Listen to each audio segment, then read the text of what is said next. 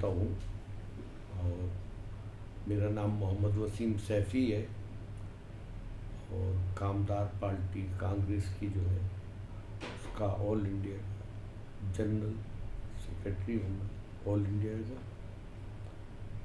और ये मेरी पहचान है। राजस्थान में चुनाव है जी। लोग कह रहे हैं बीजेपी आएगी। हालांकि बीजेपी ने कई बार कांग्रेस को तोड़ने की कोशिश की, सरकार को आपस में फूट भी दिलाया, लेकिन राहुल गांधी का बयान आया इसी बीच, हम सब एक हैं, सब अपने अपनी तरह से काम कर रहे हैं। क्या कुछ कहेंगे? देखिए, ऐसा है कि कल का एक मैच हुआ था हमारे देश में, बहुत अच्छा मैच हुआ।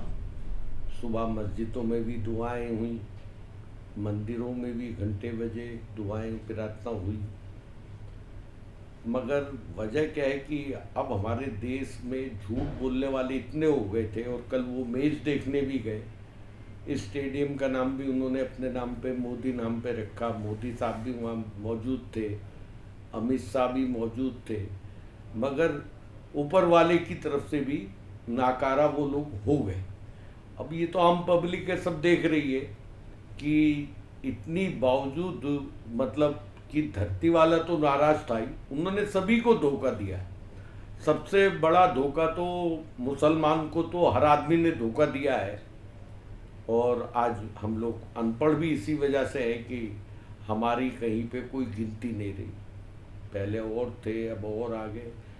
मगर इन्होंने, मोदी साहब ने जब मुसलमानों को जोड़ने की कोशिश करी और मुसलमान इनसे जुड़ना शुरू हुआ, तो इन्होंने बहुत अच्छा नारा मुसलमानों के लिए दिया था कि हम ये चाहते हैं कि एक हाथ में मुसलमानों के कुरान हो और एक हाथ में कंप्यूटर हो।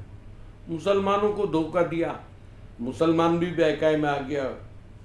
फिर इन्होंने दूसरा धोखा अपने समाज के साथ दिया कि इन्होंने ये कहा था कि हिंदुस्तान में हम हर साल 2 करोड़ हिंदू भाइयों को नौकरियाँ देंगे। मैं हिंदू भाई इसलिए कह रहा हूँ क्योंकि मुसलमान तो नौकरियों में है नहीं, आज भी नहीं है।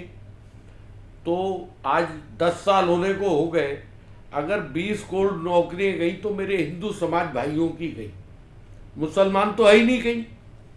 तो इन्होंने वो झूठ बोला हिंदू समाज के लिए अपने कि हम 2 करोड़ नौकरियां हर साल देंगे, और आज 10 साल होने वाले हो गए इन्होंने वो नौकरियां नहीं दी।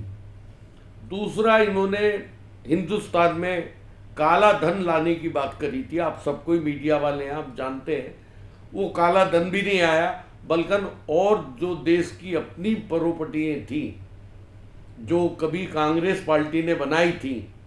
कैसे बनाई थी? क्योंकि जब हमारा देश आज़ाद हुआ था कैसी सड़कें थी, कैसे रोड थे, कैसी वो थी, जो मेडिकल कॉलेज और इंजीनियरिंग कॉलेज उन्होंने बनाए, वो भी इन्होंने बेचने शुरू कर दिए। रेलवे स्टेशन बेच दिए इन्होंने, हवाई जहाज बेच दिए इन्होंने, यहाँ तक के कि जो एयरपोर्ट है वो बेच दी। तो जो उन्होंने जमा करा था माल वो इन्होंने बेचना शुरू कर दिया। अब ये हिंदू समाज से मैं अपील करना चाहता हूँ कि भाई नौकरियां आपकी गई, बिजनेस मेरे हिंदू समाज का गया है, मुसलमान बिजनेसमैन नहीं है। मुसलमान अगर 10,000 में से एक आधा कोई अच्छी रोटी खाता है या छोटा मोटा बिजनेस करता है, एक आधा 10,000 में से एक, मगर अगर बड़ी फैक्ट्रियाँ बर्बाद हुई तो हिंदू भाइयों की हुई, बिजनेस बर्बाद हुआ उनका हुआ। पॉपुलेशन में हम सिर्फ 20 करोड़ या 22 करोड़ में आते हैं, 118 करोड़ जो नुकसान पहुंचा वो हिंदू समाज भाइयों का पहुंचा, मुसलमानों का नहीं पहुंचा। भाई ठीक है, आटा महंगा हुआ वो हिंदू ने भी लिया, मगर 118 करोड़ हिंदू समाज के भाइयों को नुकसान पहुंचा, जो खेती करते हैं, जो कोई भी काम करते हैं। पेट्रोल महंगा हो गया, सिलेंडर 1200 का हो गया। भाई अब कह रहे हो कि हम सिलेंडर देंगे, भाई जब तुम्हारी सरकारें थी क्यों नहीं दिया? जहाँ पर भी थी। और बुरे दिन तो, अच्छे दिन तो हम लोगों के आए नहीं, बुरे दिन बेशक हम लोगों के हिंदू समाज के लोगों के आ गए। भाई हम तो कल भी यहाँ मजदूरी करते थे, अगर मेरे हिंदू समाज के भाई मालदार होंगे तो भैया हम तो उनके कोई कपड़े सिलने वाला है, कोई लोहार का काम करने वाला है, कोई टोपी बनाने वाला है, कोई कैप बनाने। तो जब हिंदू भाइयों के पास पैसा आएगा तो हमारे पास भी आएगा। जब हिंदू भाई हमारे नौकरी नहीं मिलेंगी, उनके बच्चे फुटपाथ पे घूमेंगे, तो उनकी रिपेयरिंग भी नहीं आएंगी हमारे पास। तो हम तो अपने हिंदू समाज का हिस्सा ही दे देंगे। मोदी साहब अभी इनके हाथ में पावर है, 18 करोड़ मेरे हिंदू समाज के भाइयों को नौकरी दे दे, मैं उनके साथ हूँ। मगर 18 करोड़ जब हमारा देश का नौजवान भाई, हिंदू समाज का भाई मजबूत होगा, मुसलमान उनके तुफैल में और उनकी वजह से ऑटोमेटिक मजबूत हो जाएगा। सर, आज की जो प्रेस कॉन्फ्रेंस रखी गई है, इसका मेन मोटिव क्या है? इसका मोटिव ये है कि मैं सभी समाजवाद वालों से, हिंदू समाज से ज़्यादा अपील करता हूँ। बच्चों का मुस्तकबिल आपके गया, बच्चों को नौकरियाँ आपको नहीं मिली, हमारी तो थी नहीं। आगे आने वाली तालीम, जैसे हम लोगों के साथ नौकरी ख़त्म हुई, जो नौकरी नहीं मिली, हम लोग जाहिल हो गए, और ऐसे ही आपका मुस्तकबिल भी डूबता हुआ है। अगर इस मुस्तकबिल को बचाना है, अपने बच्चों की लड़ाई लड़ो, तो कांग्रेस पार्टी को सपोर्ट दो, राहुल साहब के हाथ मजबूत करो। ये मैं पूरे हिंदू समाज से अपील करता हूँ कि कांग्रेस का साथ एक तरफा दो। इन्हें 25 तारीख को ये दिखा दो कि हमारी 18 करोड़ नौकरी बच्चों की, उसकी लड़ाई लड़ रहे हैं, हम अपनी लड़ाई नहीं लड़ो। एकता करके, मुसलमान तो कांग्रेस के साथ में है। आप देख लो, मैं राजस्थान गया था, अलवर भी मैं डॉक्टर आदित्य राय साहब के साथ था, वहाँ पर भी मैं गया। तो मुसलमान समाज तो है, अब हिंदू समाज को 18 करोड़ नौकरी मोदी साहब से ले लो।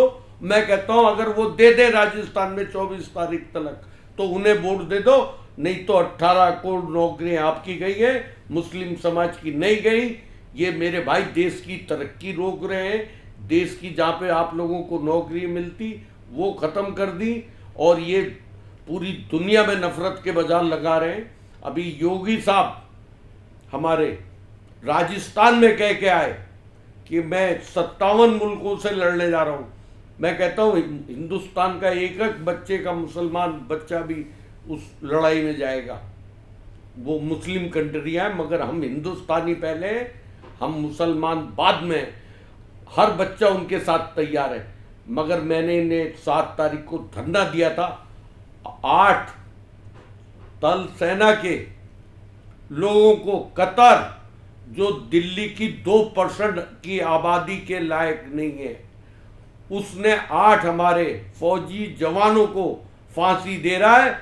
और योगी साहब और मोदी साहब और अमित शाह ये उन्हें नहीं ला पा रहे कि उन्हें हिंदुस्तान ले आए। ये बहुत बड़ी दर्द वाली बात है।